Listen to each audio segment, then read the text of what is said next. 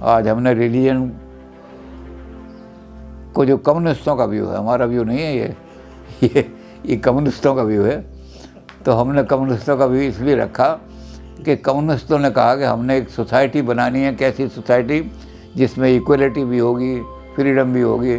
उसमें जो बाधा डाल रहे हैं तत्व, उनको निकालने के लिए तो उन्होंने रिलीजन पे सबसे पहले आघात किया कि ये तो अफीम है।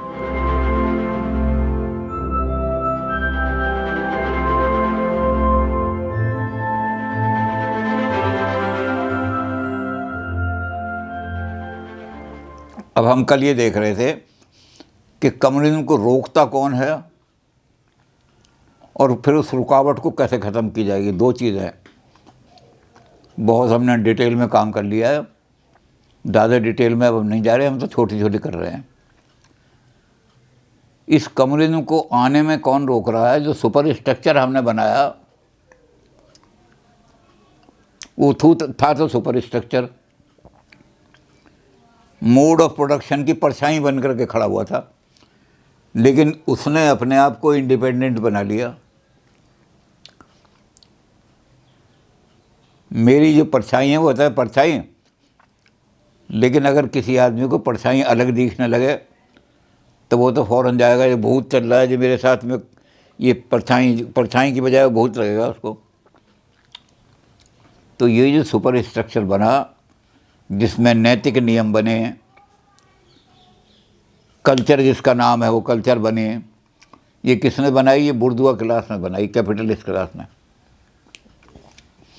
और ऐसे नियम बनाए कि जिससे गरीब जो है वो उन नियमों में पिसता रहे। और उसको नाम क्या दिया? उसको नाम दिया रिलीजन। ये गॉड की वाणी है, तुम नहीं बदल सकते इसको।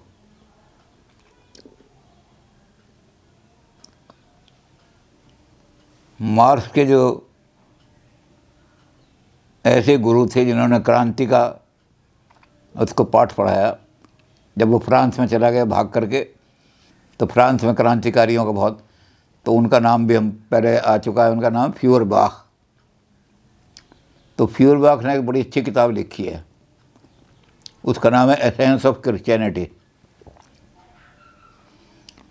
उसमें क्रिश्चियनिटी को अच्छी तरह से रगड़ा चढ़ाया है, खूब क्रिटिसाइज किया है। क्रिश्चियनिटी ने आदमी को मीक बना दिया, दुर्बल बना दिया, कायर बना दिया, आदमी आवाज़ नहीं उठा सकते। अब वो कहा था उसने क्रिश्चियनिटी के बारे में सारा ये, इसके बारे में हम पहले देख भी चुके हैं कि क्रिश्चियनिटी में क्या लिखा हुआ है। Blessed are those who are poors. अब ये नहीं कहा गया कि बाइबल जो है ये आदमियों ने नहीं बनाई, ये कह दिया ये तो भगवान की बनी हुई है। और भगवान को तुम कैसे चेंज कर दोगे? भगवान कह रहे हैं कि वही धन्य हैं लोग जो गरीब हैं, तो कहा इसलिए तुम गरीब ही रहो।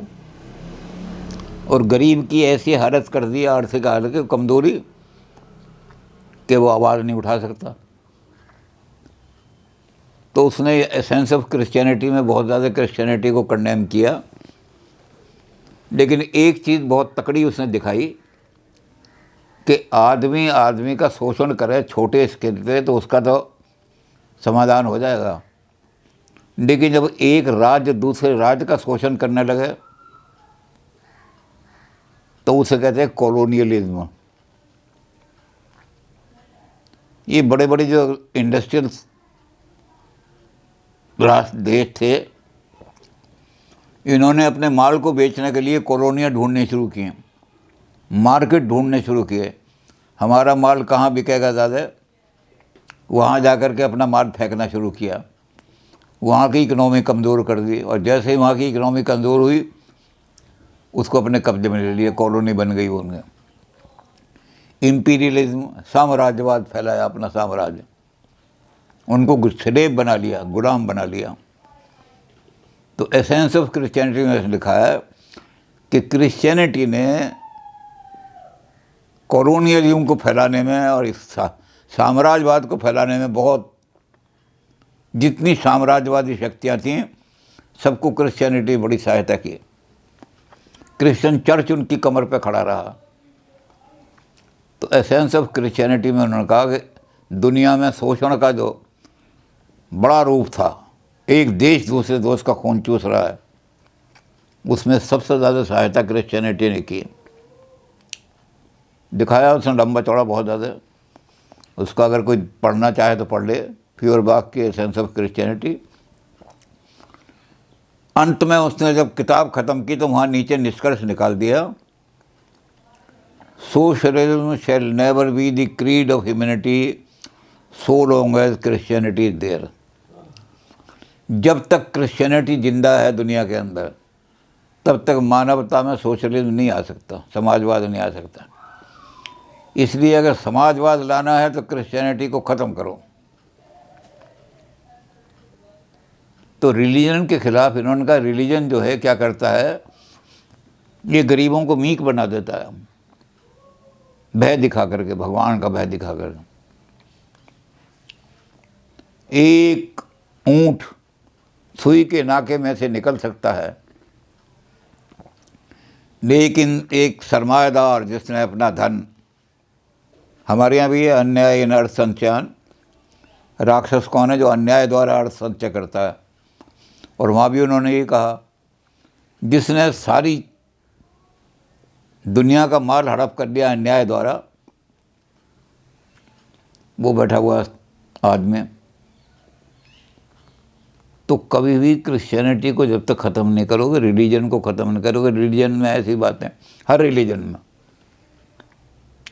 हमारे यहाँ भी ये लिखा है, जय विधि राखे राम ताई विधि रही है, जय विधि रा। क्यों रही है भाई जय विधि, क्यों रही है? जब मुझे रोटी नहीं मिलती, बच्चे मेरे भूखे होते हैं, तो तुम कह देते हो जय विधि राखे राम ताई विधि रही है। तो ये क्रांति क्यों नहीं करने देते? तो कहते हैं रिलीजन जो है आदमी को क्रांति नहीं करने देता। वो कहता है ईश्वर ने जब तुम्हें दंड दिया है, किसी पुराने काल में तुमने कोई पाप किया होगा तो ईश्वर ने तुम्हें दंड दिया है, अब तुम अपने पुण्य करो। किस तरह करो? अपने कर्तव्य का पालन करके करो, राइट मत मांगो अपना कोई, और कर्तव्य करके अपनी ड्यूटी का जब पालन कर दोगे तो ये हो जाएगी, ड्यूटी ही भगवान की सेवा है। फिर तुम्हें अगले जन्म में किसी अमीर के घर में जन्म मिल जाएगा। अब ये कहते हैं कि ऐसी ऐसी चीज़ें कह करके रिलीजन ने लोगों को जंजीरों में बांध दिया, सारे रिलीजन ने, और उनको क्रांति से नीचे रखने के लिए एक नशा दे दिया। कौन सा नशा दे दिया? फ्यूचर का। Sacrifice your present pleasure for the sake of imaginary future pleasure. हमको मालूम है जन्नत की हकीकत, लेकिन दिल के बहलाने को गालिब ख्याल अच्छा है। जन्नत वन्नत कुछ नहीं है, यही दुनिया को जन्नत बनाओ, यहीं लोगों को भूख से, बीमारी से और इन चीज़ों से बचाओ, इनको यहाँ स्वर्ग बना दो। इस पृथ्वी पर तो नरक का जीवन व्यतीत कर रहे हैं बेचारे, कीड़ों की तरह नाली की, और स्वर्ग के उन्हें सपने दिखा रहे हो। तो इन्होंने कहा रिलीजन एक बहुत बड़ी अफीम है। अफीम का नशा करके आदमी जो है ना, वो टेम्परेरी रिलीफ प्राप्त कर लेता है, लेकिन जब उठता है नशे से तो ज़्यादा डिप्रेशन होता है उसमें। तो रिलीजन जो है आदमी को जंजीरों में, तकड़ी जंजीरों में बांधता है। अब इन जंजीरों को तोड़ने का क्या तरीका है? इस तरीके में मार्क्स थोड़ी सी गलती कर गए। भाई सुपर स्ट्रक्चर को ख़त्म करना है तो फाउंडेशन को ख़त्म करो। फाउंडेशन है इकोनॉमिक फाउंडेशन, तुम इकोनॉमिक फाउंडेशन की बजाय सुपर स्ट्रक्चर पर हमला कर रहे हो। रिलीजन को तोड़ो, जो छाया है उसको पीट रहे हो, छाया ख़त्म हो जाएगी आदमी को। तो यही गलती कर गए वो। रिलीजन के ख़िलाफ़ खूब लिखा, लेनिन ने किताब लिखी है, लेनिन ऑन रिलीजन, पूरी एक किताब है। रिलीजन का सारा उन्होंने दिखाया एसेंस कि रिलीजन किस तरह से अमीरों को, अब ये भी हमने जब अपना सही की बात कर रहे थे हम, तब हमने देखा था कि लेनिन के एक चेले हैं और मार्क्स के चेले हैं, लेनिन मार्क्सवादी हैं, उनका नाम है अफनासईव। उन्होंने रिलीजन के बारे में लिखा, वो हमने उससे पहले भी बात की, कि उन्होंने मज़दूरों को कहा कि मज़दूरों एक बात सुनो, तुम इस बात को ध्यान से नहीं दिया तुमने अपने, ये तुम्हें अमीर लोग जो हैं, ये जी किताब ऐसी लिख दी, इसमें लिखा हुआ है जो अपना सब कुछ सेक्रीफाइस कर देगा, जो सुख पाया राम भजन में वो सुख नहीं अमीरी में, मेरा यार मेरा मन अब लगा फकीरी में। यही तो ये कहते हैं, ये है रिलीजन। लोगों को कह दिया कि जो राम भजन में आनंद है वो कहाँ रोटी में आनंद है, नहीं भी भूखे रहोगे तो भूखे रहो, कोई बात नहीं, भजन करे जाओ। और फ़कीरी में जो आनंद है वो बिल्कुल ऐसे दोहे लिख दिए। सबसे बड़ा बादशाह वो है जिसको किसी चीज़ की ज़रूरत नहीं, जो मिल गया वो खा लिया, नहीं मिला तो ऐसे सो गए। तो ऐसी ऐसी बातें रिलीजन में बहुत सारी निकाल करके उन्होंने रखी हैं। और उन्होंने कहा कि एक बात ध्यान से रखो कि ये मंदिर में जो नगाड़े और ढोल बजते हैं आरती के लिए, इसे आरती कहलाती है, ये शाम को क्यों बजते हैं, दिन में सुबह या दोपहर को क्यों नहीं बजते? तो अफनासईव ने कहा कि तुम्हें जब दिन में जाते हो मजदूरी मिलती नहीं, या इतनी कम मिली कि बच्चों को तुम दूध नहीं दे सकते, 6-6 महीने हो जाते हैं बच्चे को दूध नहीं मिलता, ऐसे ही पानी में चीनी गजासी घोल के पिला दी, कुछ कर दी, तो तुम्हारा बच्चा रोता है, चीखता है, चिल्लाता है, पापा 1 मिनट, एक चम्मच दूध कहीं से ला के पिला दो, मुझे दिल कर रहा है दूध पीने का। मारा थप्पड़, जय विधि रखे राम, तुझे करना है, भगवान ने जिस हालत में रखा उसी में जीना सीखो। अब वो बच्चा चुप हो जाता है। तो बच्चे की चीत्कार हो रही है, इतने बच्चे तुम्हारी झोपड़ियों में रो रहे हैं। अब भगवान ने अगर सुन लिया ना बच्चे रो रहे हैं इतनी चीत्कार को, तो भगवान इनको नष्ट कर देगा जिन्होंने तुम्हारे बच्चों को रुलाया है। खुद तो खा रहे हैं मक्खन और पराठे, और तुम्हें सूखी रोटी भी नहीं तुम्हारे बच्चे को मिल रही। खुद तो आधा किलो दूध सुबह, आधा किलो दोपहर को, आधा किलो शाम को। अब हम उनका नाम तो नहीं लेते, लेकिन यहाँ ऐसे ही सन्यासी थे, उन्होंने कहा मैंने भोजन छोड़ दिया है। कितने लोग हो गए? 8 साल हो गए मैंने भोजन नहीं खाया। क्या करते हो?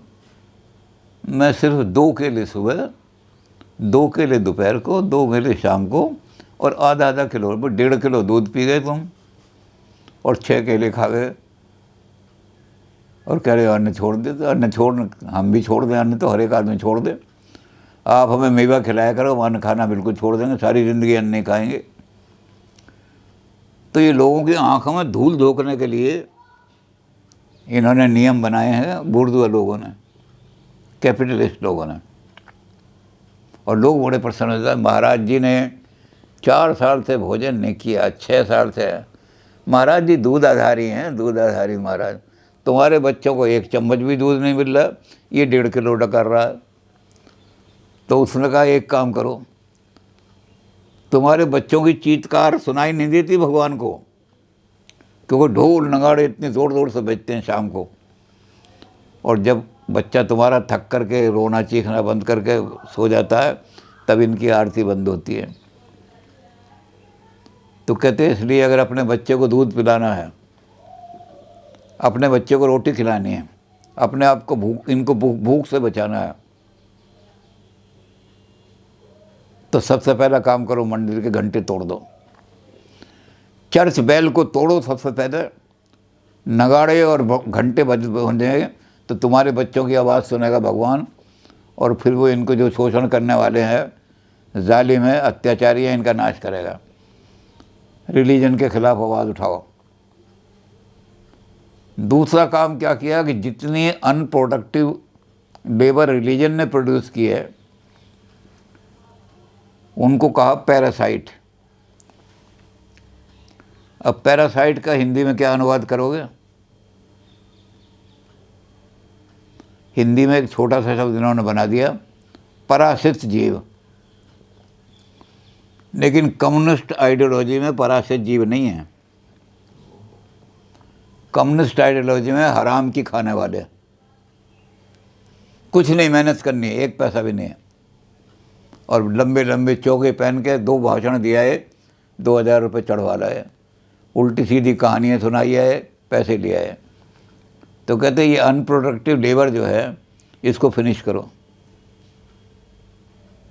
जो प्रोड्यूस करेगा वही खाने का अधिकारी होगा, जो प्रोड्यूस नहीं करेगा उसको कोई खाने का अधिकार नहीं होगा। प्रोड्यूस करने वाले मर रहे हैं, तपसी धनवंत दरिद्र ग्रही। दरिद्री के घर की गृहस्थी के पास तो बच्चे की फीस देने के लिए पैसे नहीं, और तुम्हारे आश्रम में कितना पैसा है? 80 किलो सोना तो इनके आश्रम की नीचे वाली तलैटी में मंदिर के नीचे रखा है भगवान के। अबे तुम्हारे पास 80 किलो सोना रखा है और हमारे घर में बच्चे की फीस भी नहीं, तो क्या करो? तोड़ दो उसको जाके, उस मंदिर को जहाँ इतना हो रहा है तोड़ो उसको, भगवान की इच्छा पे मत रहो। तो रिलीजन के खिलाफ इन्होंने आवाज़ उठाई। लेकिन एक और आदमी था अपना सहीब के साथ ही, उसने कहा कि भगवान बेवकूफ़ नहीं है, भगवान तुम्हारी कभी सहायता करने नहीं आएगा। कैथेड्रल में इतने बढ़िया बढ़िया संगमरमर के सिंहासन बनाए हैं, उन सिंहासनों पर चांदी की बत्तियां जल रही हैं। तुम्हारे घर में 1 महीने की रोटी भी जितनी नहीं आती उतने की वहाँ इंसेंस बर्निंग हो जाती है, सुगंधित चीज़ें जला देते हैं। तो कहते भगवान उन चीज़ों को छोड़ कर तुम्हारी झोंपड़ी में क्यों आएगा? भगवान को इतना मूर्ख मत समझो। इसलिए डोंट डिपेंड ऑन भगवान कि ये घंटे तो तोड़ दो चर्च के, लेकिन भगवान हमारी सुन लेगा तो इनका नाश कर देगा, दुराचारियों का। तो कहते भगवान इनका नाश कभी नहीं करेगा।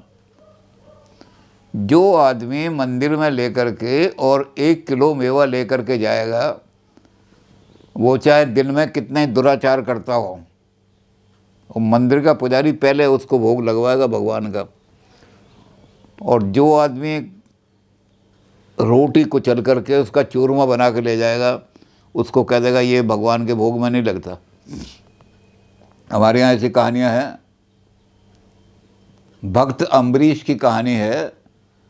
भक्त अम्बरीश गोदावरी के किनारे उनका राज था उत्कल में, राजा के भाई थे वो, लेकिन वो भगवान के ध्यान में बहुत मगन रहते थे।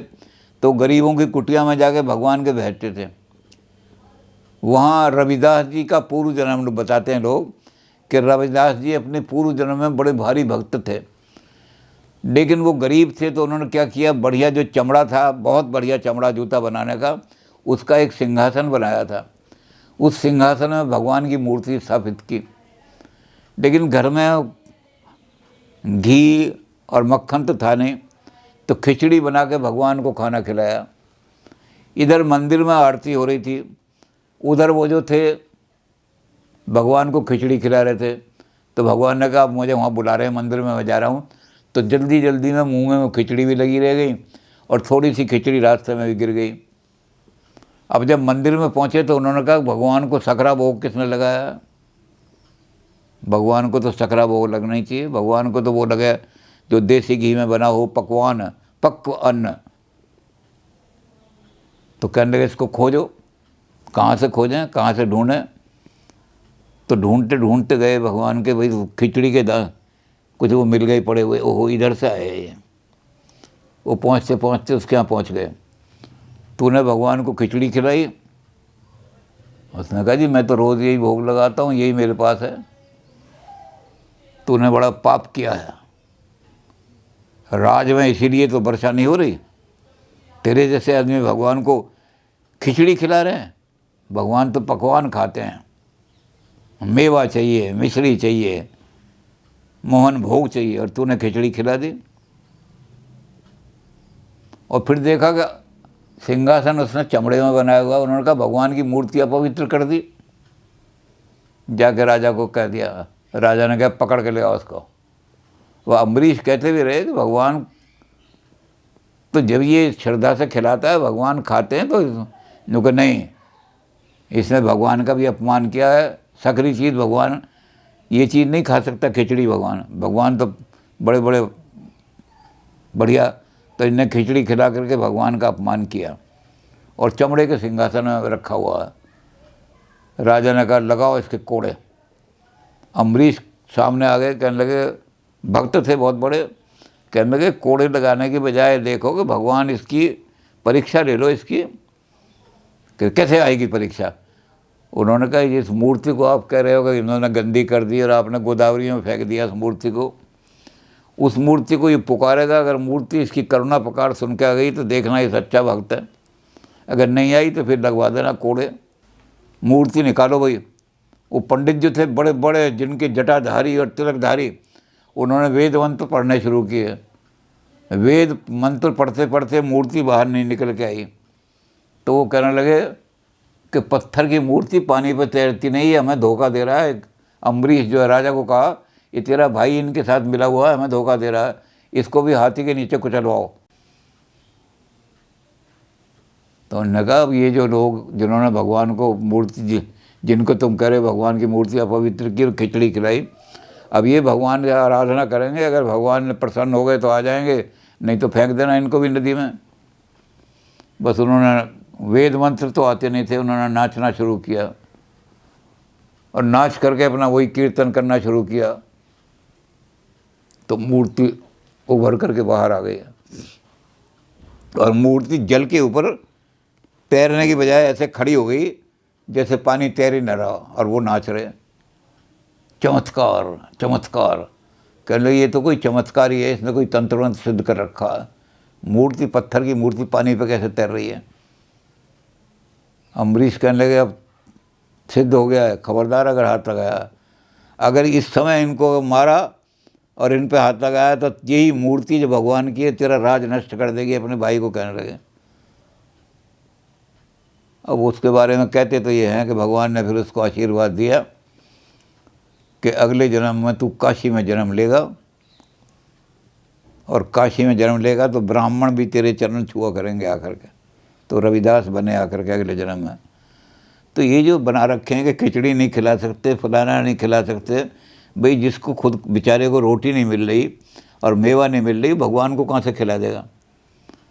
तो ये सारी जो हैं आडंबर सब किसने बनाए हुए हैं, ये इन्होंने बनाए हुए हैं, जो अनप्रोडक्टिव लेबर।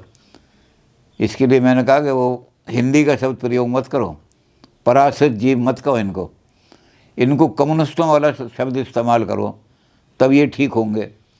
कम्युनिस्ट कहते हैं ये हराम की रोटी खाने वाले हैं, कुछ नहीं काम करते समाज के लिए।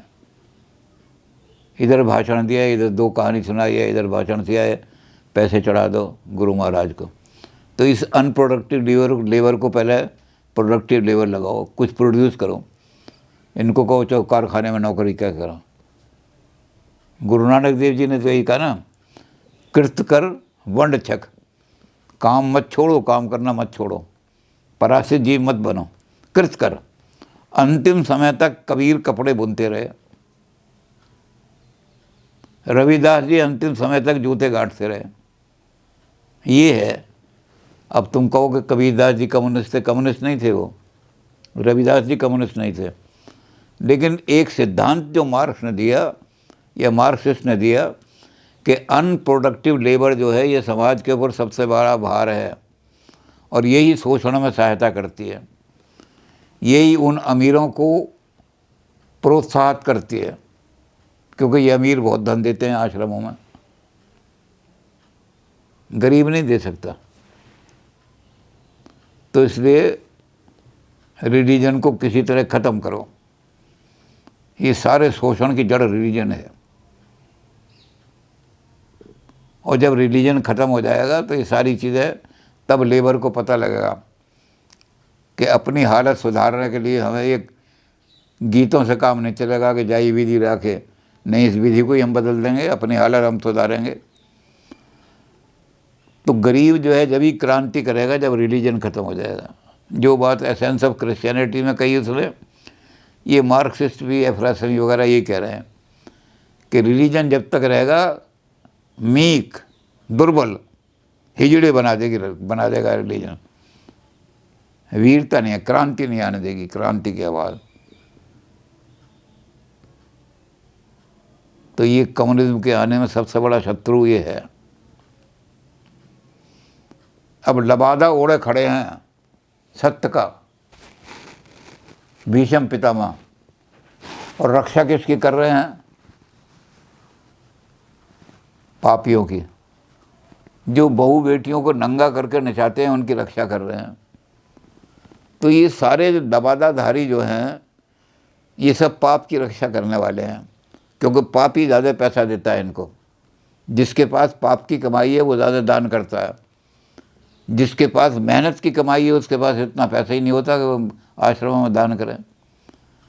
तो इस पाप की कमाई में जो इन्होंने आड़ बना रखी है रिलीजन ने, कि रिलीजन उन लोगों को प्रोटेक्ट करता है जो लुच्चे हैं, लफंगे हैं, चोर हैं, लेकिन पैसा है उनके पास। रिलीजन कभी नहीं पूछता कि तुम्हारा चरित्र कैसा है।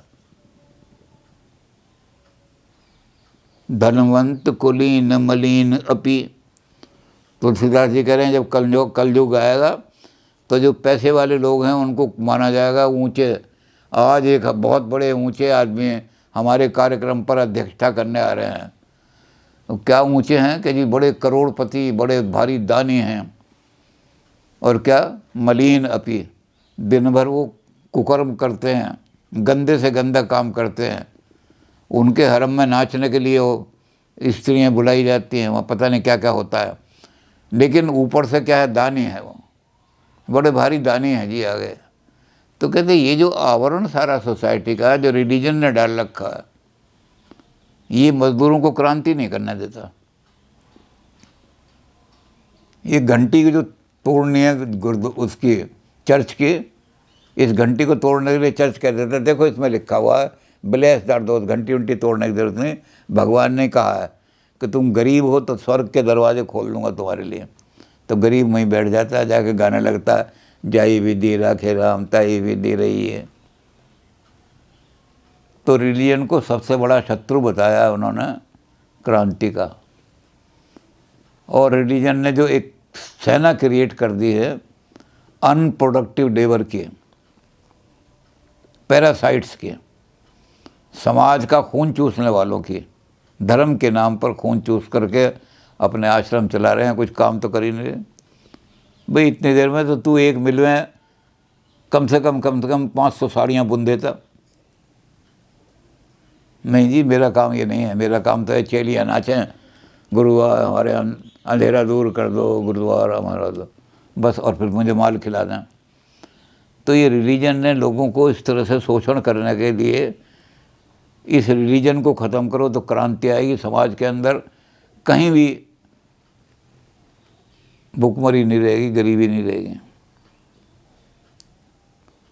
तो मार्क्स और लेनिन रिलीजन को मानवता का सबसे बड़ा शत्रु समझते हैं, और रिलीजन को ख़त्म करने के लिए उन्होंने सारा कहा भी है कि किस किस तरह से रिलीजन को ख़त्म करना। अब हमारे पास एक चीज़ रह गई कि रिलीजन को कौन कैसे तोड़ेंगे, और ये जो छलांग लगानी है हमने रेलम ऑफ नेसेसिटी से रेलम ऑफ फ्रीडम में कैसे छलांग लगाएंगे। तो इसके लिए मार्क्स ने कहा कि ये स्लोली प्रोसेस में काम नहीं चलेगा, डेमोक्रेटिक वे से ये परिवर्तन नहीं आएगा कि आप क्लास सोसाइटी की बजाय क्लासलेस सोसाइटी में पहुँचें। इसके लिए डिक्टेटरशिप लानी पड़ेगी, और वो डिक्टेटरशिप जो है वो प्रोड्यूसर की, उनकी ओनर्स की नहीं होगी, वो कैपिटलिस्ट क्लास की नहीं होगी, वो बूर्जुआ की नहीं होगी, वो उन लोगों की होगी जो प्रोड्यूसर हैं। प्रोड्यूसर कहेंगे हम ही हर चीज़ के मालिक हैं, अब तक तुम थे, इसलिए हम एलिमिनेट करेंगे किनको, दो चीज़ों को एलिमिनेट करेंगे। जितने रिलीजियस सेंटर हैं उनको मानवता के केंद्र में बदल देंगे। चर्च जो है कन्वर्टेड इनटू, या तो चर्च को हम स्कूल बना देंगे, या कोई वेलफेयर होम जहाँ गरीबों के लिए कपड़े लत्ते मिलते हो, सारे कुछ बना। मंदिरों को ख़त्म कर देंगे, मस्जिदों को ख़त्म कर देंगे, ताले लगवा देंगे उनमें। तो जब हमारी डिक्टेटरशिप आएगी तो पहला काम ये करेंगे कि जो आदमी पुण्य का लबादा ओढ़ करके और पाप का संरक्षण कर रहा है, अच्छा आप एक कानून बनवा दो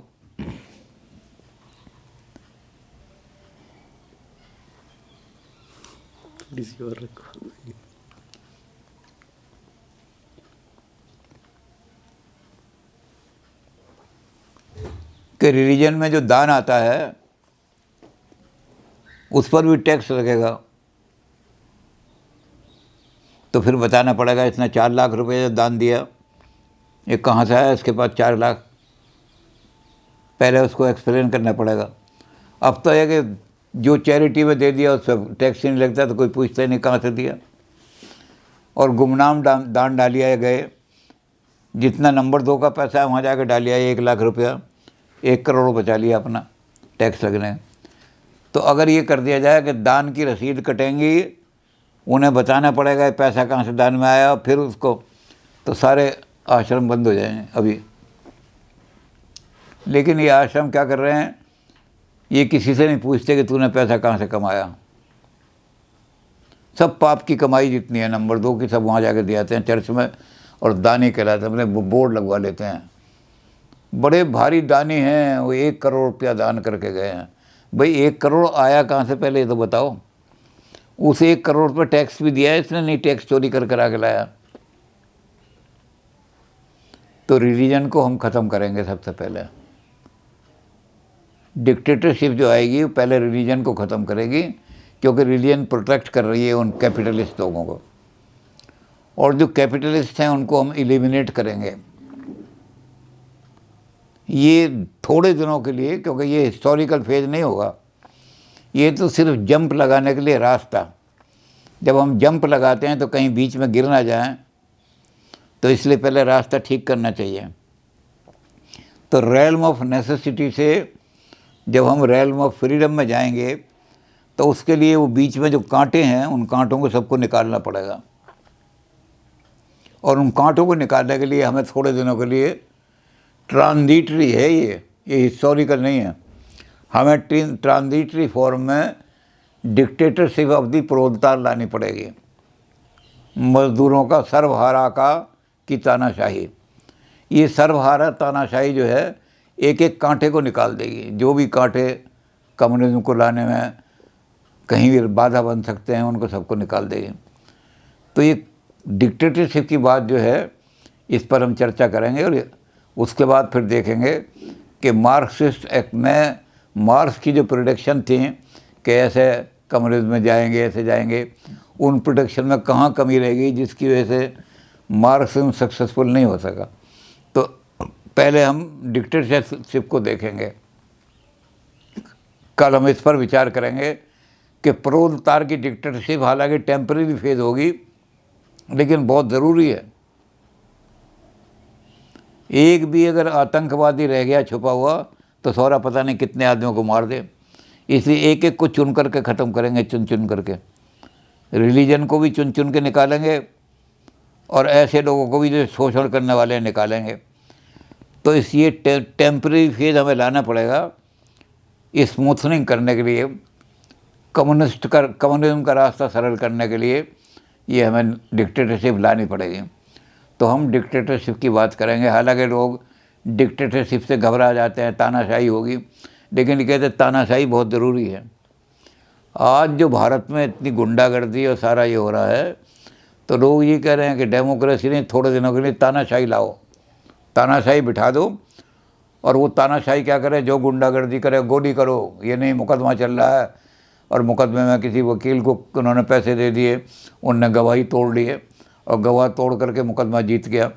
ये सब अगर डिक्टेटरशिप आ जाएगी तो सबको ठीक कर देंगे। तो मार्क्सिस्ट कहते हैं कि डिक्टेटरशिप लानी ज़रूरी है। अगर कम्युनिज्म की तरफ कूद लगानी है हमने, तो बीच में डिक्टेटरशिप लाओ और स्मूथनिंग कर दो रास्ता, और फिर जंप लगेगी तो कम्युनिज्म आ जाएगा। तो डिक्टेटरशिप पे भी चलो थोड़ा सा विचार करेंगे। आज हमने रिलीजन को, जो कम्युनिस्टों का व्यू है, हमारा व्यू नहीं है ये कम्युनिस्टों का व्यू है, तो हमने कम्युनिस्टों का भी इसलिए रखा कि कम्युनिस्टों ने कहा कि हमने एक सोसाइटी बनानी है, कैसी सोसाइटी जिसमें इक्वलिटी भी होगी, फ्रीडम भी होगी। उसमें जो बाधा डाल रहे हैं तत्व उनको निकालने के लिए, तो उन्होंने रिलीजन पे सबसे पहले आघात किया कि ये तो अफीम है। एसेंस ऑफ क्रिश्चियनिटी किताब जो है उसका निष्कर्ष जो निकाला है वो बिल्कुल सही निष्कर्ष निकाला है उसने। यानी सारा उसने दिखा के कि दुनिया में कैपिटलिज्म, देशों को गुलाम बनाना, अंग्रेज़ों ने सारी दुनिया को गुलाम बनाया, इसके पीछे कौन है? चर्च ने सबको सपोर्ट किया है। तो उसने कहा कि दुनिया को गुलाम बनाने का काम ईसाइयत ने किया है, और इसलिए सोशलिज्म दुनिया में नहीं आएगा जब तक ईसाई रहे। Socialism shall never be the creed of humanity so long as Christianity exist. तो रिलीजन के खिलाफ जो बात करी उन्होंने, उसमें हमने हालांकि बहुत कुछ लिखा है उन्होंने रिलीजन के खिलाफ, लेकिन रिलीजन का हमने बता दिया कि दो ही चीज़ों, अनप्रोडक्टिव लेबर। रिलीजन ने बहुत, जिनको हम साधु और संत कहते हैं, आश्रम वाले, उनको उन्होंने कहा अनप्रोडक्टिव लेबर, जो प्रोडक्शन में बिल्कुल नहीं लगे हुए और खाने में लगे हुए हैं, इसलिए उनको पैरासाइट का शब्द इस्तेमाल किया। और पैरासाइट को हमने हिंदी में ट्रांसलेट कर दिया हराम का माल खाने वाले। तो ये हम मार्क्सिस्टों की तरफ से कह रहे हैं कि उन्होंने रिलीजन को अच्छी तरह से रगड़ा चढ़ाया है, समझे।